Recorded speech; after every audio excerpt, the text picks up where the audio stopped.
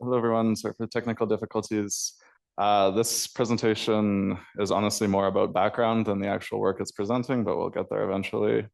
But yeah, so I'm presenting some work that is in submission to a conference in Australia at the moment, titled Reparametrizing Shampoo and SOAP for Subspace basis updates in BFloat16 storage. A lot of the background is similar to what Helen was talking about, but there's some differences and I guess a different end contribution. So let's get to it.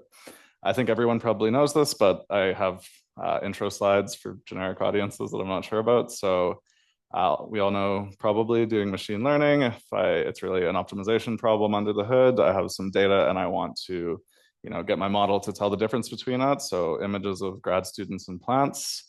I define some model that takes in that data and I wanted to spit out the right outputs.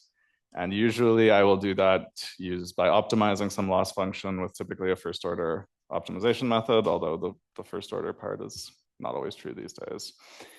So if we look at that gradient update here, that's what's classically been used with a billion minor modifications. And one thing you can think to do is generalize it a bit. And I guess just to label some things, the update is the change in the parameters.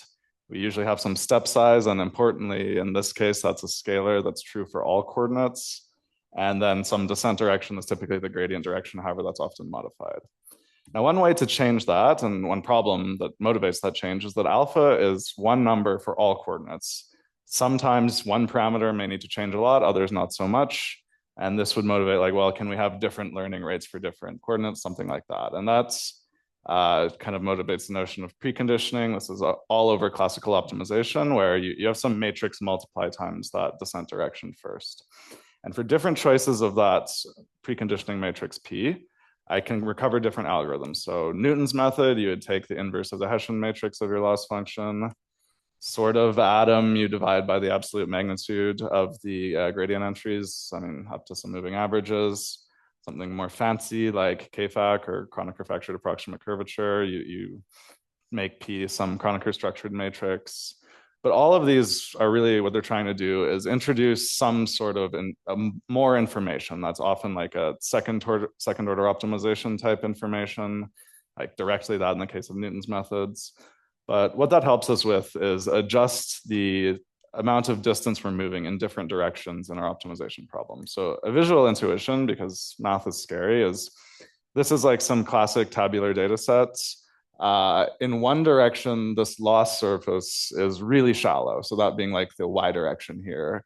And in the other direction, we can see like the curves of a big valley. So that if you move a lot in the x direction, you might bounce around a lot. And that's often the case when you have like features of different scales like that. So one thing you could do, this isn't exactly preconditioning, but is transform your optimization problem to be mathematically equivalent, but the loss surface looks a lot cleaner. So in this case, you can take about the same step size in all the directions, which is equivalent to rescaling the entries of your gradient. So this is like a nice little simple problem where something like preconditioning would help. Now, we don't really think about like that much direct preconditioning optimizers in modern stuff. We often think about things that show up on Twitter with really cool results, as Helen mentioned. And one of those is the muon optimization algorithm, which has received a lot of hype lately for working. It does have some good results. It's in purple and appears to be fast. I think more impressively is if you change the x-axis to time, it's also really fast. Some of these other algorithms involve some more complicated steps. But just to briefly talk about what it's actually doing, if instead of thinking of the gradient as a vector, I think I have a neural network with a bunch of linear layers, W1 through L. Like Helen mentioned, we usually use these on the interior linear layers of a network, so like the feed forward layers in an attention block or something. Well, the shape of the gradient of those is actually a matrix. It's the gradient of the weights is matrix shaped. It's not the vector that we typically think about in classical optimization theory.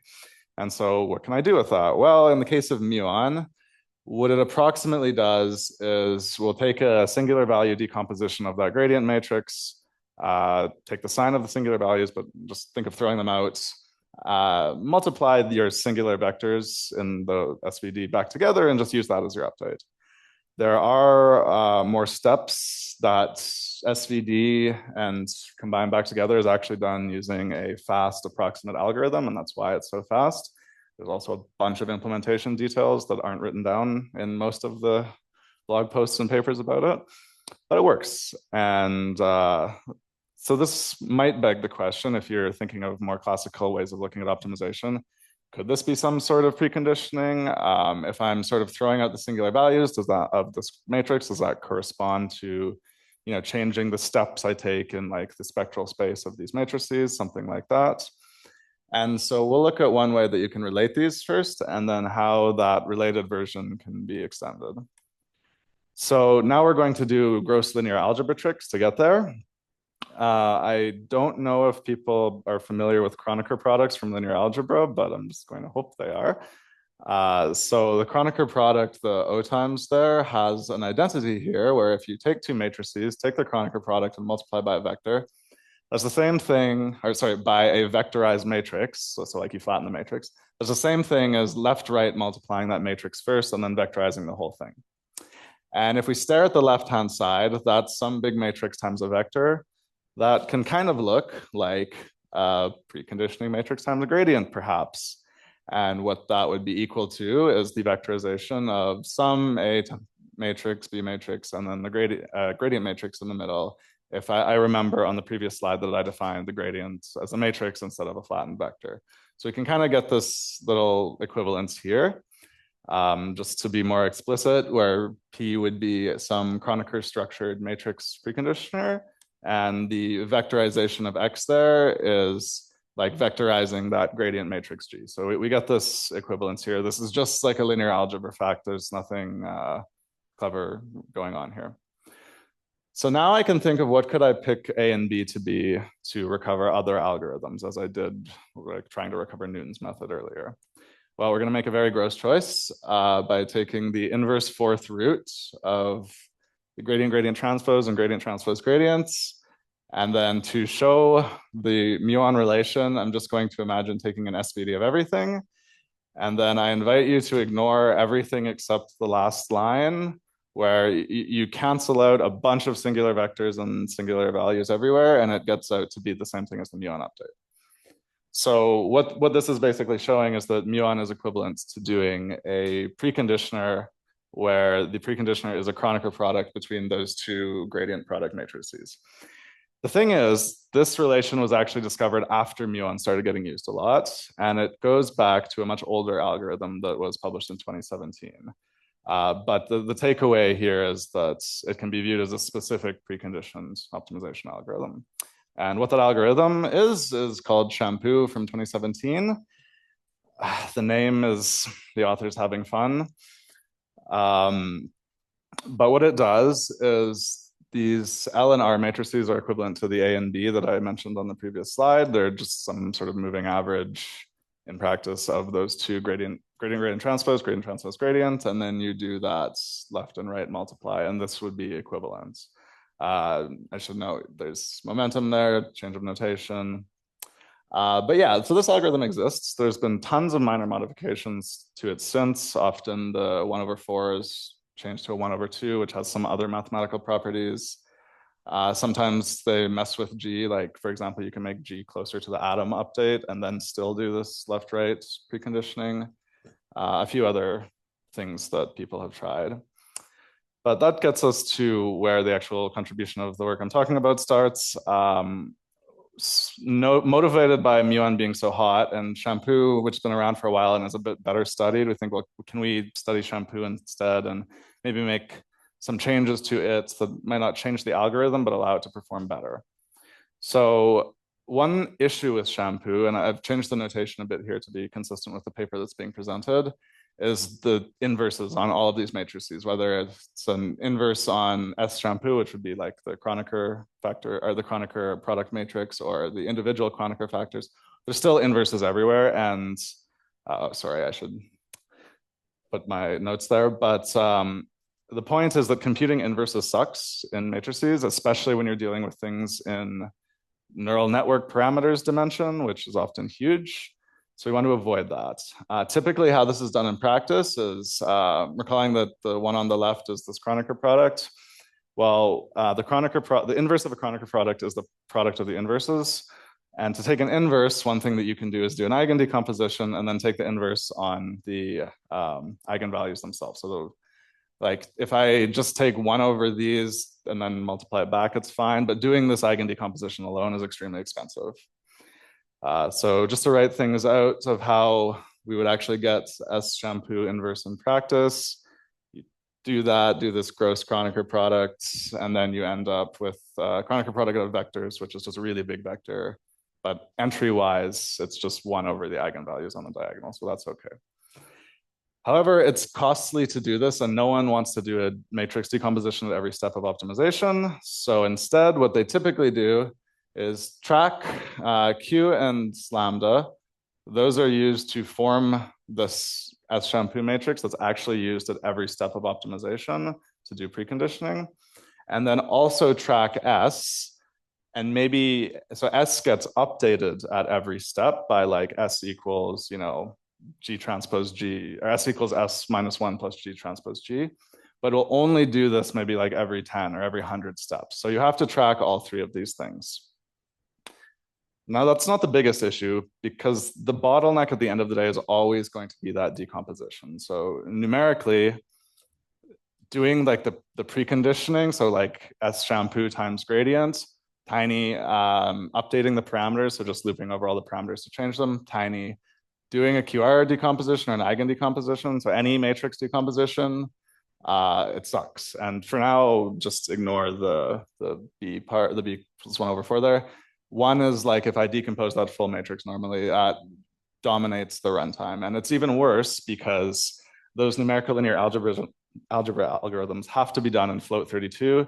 Everyone doing their like transformer training optimization these days wants to run things in BFloat16 or Float16 or even smaller numerical precisions. The linear algebra engines that all these algorithms are implemented in just don't work with that. So that's unfortunate. And so there's some things we can do about that. So QR decomposition there is on this plot. And that's because one thing people do is, can we do QR decomposition instead of eigen decomposition because that's cheaper? So how that gets done, instead of doing that eigen decomposition there to get Q, I will do this S times my current Q, QR decomposition that, and that gives me my new Q. And why this can work is that if I look at S times Q, well, if I take the eigen decomposition of S, like not actually, just in math, these Q's will cancel out, and that gives me Q times a diagonal. So this is an orthogonal matrix, and this is, it's diagonal, but it's also upper triangular, so you can hope that QR will just give you Q back. Now there's like error bounds on how true that is, but it's an approximation people live with. Okay, so that's one approximation that people do in practice. Now I'm going to very briefly go over the actual contribution of the talk, which is going to be short. And in this work, we propose, instead of tracking those things I mentioned on the left, the lambda, Q, and S, we'll actually track something slightly different. So instead of ever explicitly forming S, we'll take the QS Q transpose product instead. And this product never actually gets taken. We only form P and have a different, better way of updating P. And that will give us back Q and lambda that we use for preconditioning at every step at a very, very high level. So on the previous slide, I had that QR decomposition. Instead, here we have a slightly different thing. The last line here, just to update P, which would be equivalent to updating S, we can mostly ignore. The big 2 things is here. So instead, I just take a QR decomposition on this new thing I'm tracking, and then to update Q, I do this rotation. So O is an orthogonal matrix. I rotate my previous Q, and that gives me my new thing. And there's one subtle thing that is very nice for. Any orthogonal basis of P will do, and that means we can choose ones that aren't the entire space, the entire orthogonal, like the entire set of orthogonal vectors of P. So I'm going to omit the proof here, but this is mathematically equivalent to doing the previous thing. That's why in the title of this, it says reparametrization. It's not a new algorithm, it's mathematically equivalent. There's also some more details that I'm going to skip over, but they're in the paper. So just as a quick comparison, the old thing is there on the left. There aren't really good algorithms to say like, I only want to update part of Q. If I do that QR decomposition, you really have to do it on the whole matrix. However, with this new version, I can take some subspace of P, get the basis vectors of that, and then use that to rotate my old Q matrix, and that will serve as an approximate update to the Q that I've been tracking, and I can do that a lot cheaper. As an explicit example here, a lot of notation, but just say I take the top left half block of this P matrix, when I'll do a QR on that to get this O, and then think of this here as taking a subspace, like a sub part of the space or orthogonal basis bound by P, and then this is fine. This is just a normal orthogonal matrix where only part of it is dense. And then that's just to say we update part of the new Q while leaving another part unchanged. And so this can be a lot cheaper. And just numerically, that's where the B1/4, that's updating a quarter, and we've cut the time of that, the bottleneck step, about in half. Now, almost done. Empirically, I need to do some work on why this is the case. We also found this method is a lot more robust to running in BFloat16, or just less numerical precision. So the old is like the original version of these algorithms. This is a whole family of algorithms. So these are all algorithms in this family, and new is the one that's being proposed. The dashed lines are running, well, all of these are running in Float16. The dashed line is old, the solid is new. And so we can just see that the performance does not degrade as much when you're using these lower precision versions, which is nice. And this is just the plotted difference over time. And generic results is that it goes fast. So in terms of steps, it's better than muon, although that's not that hard to do these days. In terms of time, so this is an approximate version using like a 1/3 size block. It's more or less there, although we would like it if this curve was a little bit to the left, but ongoing work, I think we're most of the way there using some hardware optimization stuff to get it to be faster than muon, which is always nice because that's what people care about these days. Anyway, so wrapping up, there's a lot more things on the paper, better ways to select blocks, more approximate methods, some like sensitivity analysis on hyperparameters, and the actual full form of the algorithm, which is a horror. But that is all I have.